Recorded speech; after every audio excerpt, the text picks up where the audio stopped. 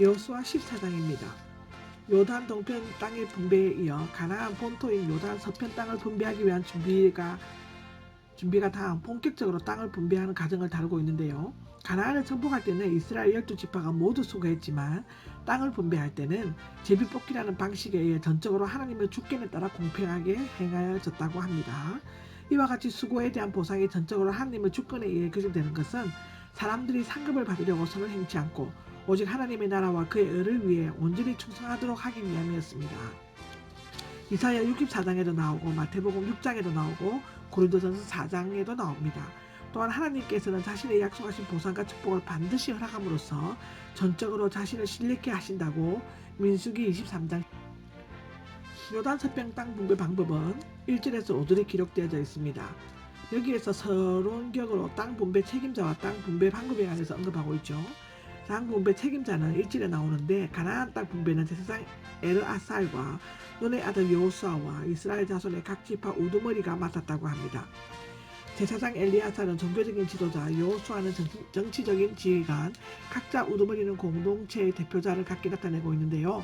지금 절대 권력을 가지고 있는 여호수아는 자신의 생각이나 뜻으로 얼마든지 땅을 독단적으로 결정할 수 있었지만 제사장과 백성의 대표자가 입회한 가운데서 공평하게 땅을 분배했다고 기록되어져 있습니다.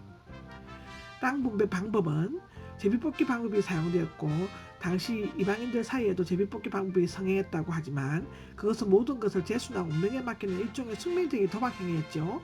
그러나 여기에서 제비뽑기를 한 것은 은총의 원리에 근거하여 모든 것을 하나님의 뜻과 절대 주권에 맡기는 것을 의미한다고 합니다. 그들이 가나안을 정복할 때 하나님의 뜻을 쫓았듯이 그 분배 과정에 있어서도 하나님의 뜻을 쫓을 것이었습니다.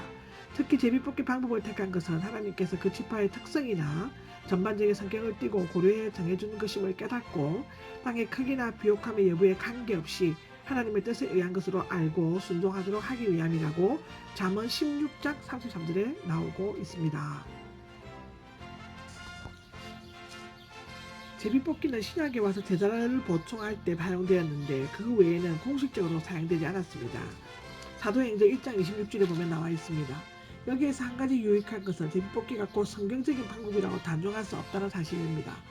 만약 그것이 하나님의 뜻을 묻는 최선의 방법이었다면 성경에 그렇게 하도록 지시되었을 것입니다.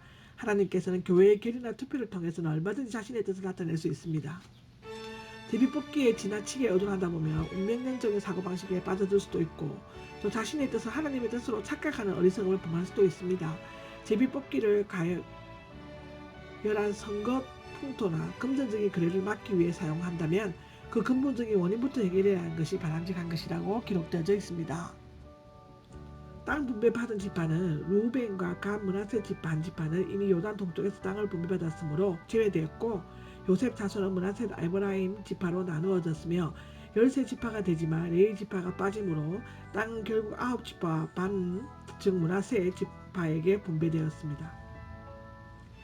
레위 지파에게는 성전에서 제사 드리고 봉사하는 업무가 주어졌으므로 땅을 분배되지 않았으며 각 지파가 일부 떼어주는 성읍과 목축지를 가질 수가 있었다고 민수기 여호수아에 기록되어져 있습니다. 이스라엘 자손은 여호와께서 명하신 대로 그 땅을 나누었다고 5절에 나와 있습니다. 갈렙이 상속 재산을 요청함이 6절에서 15절에 나와 있습니다. 이스라엘 자손이 땅을 분배받기 위해 제비 뽑으려고 할 때 여분네의 아들 갈렙이 유다 자손들과 함께 여호수아를 찾아갔다고 합니다. 그리고는 제비를 뽑고 모세가 자기에게 주기로 약속한 상속재산을 줄 것을 요청하였다고 하는데요.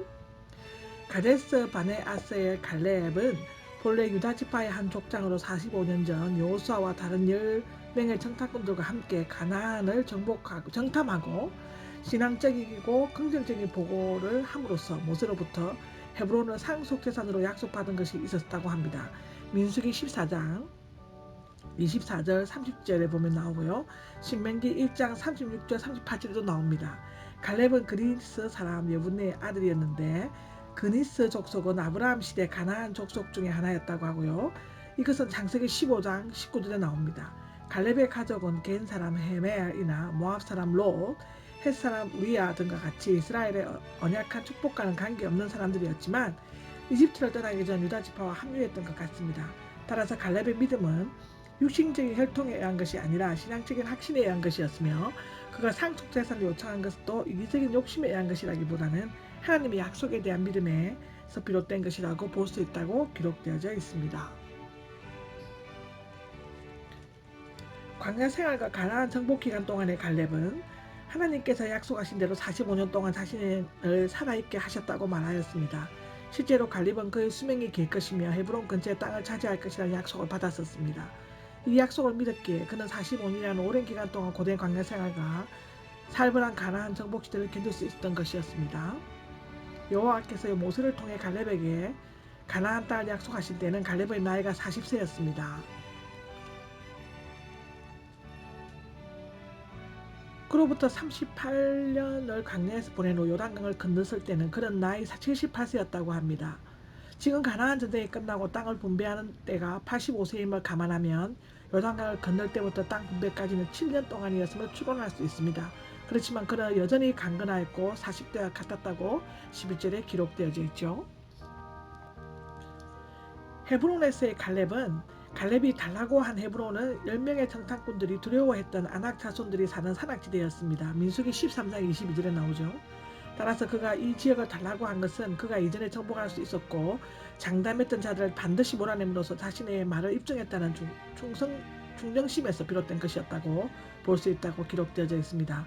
그는 자신이 늙고 약하고 아낙 자손은 강하고 그 성읍은 견고하지만 여호와께서 나와 함께 하신다는 임마누엘은 그들을 쫓아낼 수 있다고 말했습니다. 실제로 그들을 쫓아내었습니다.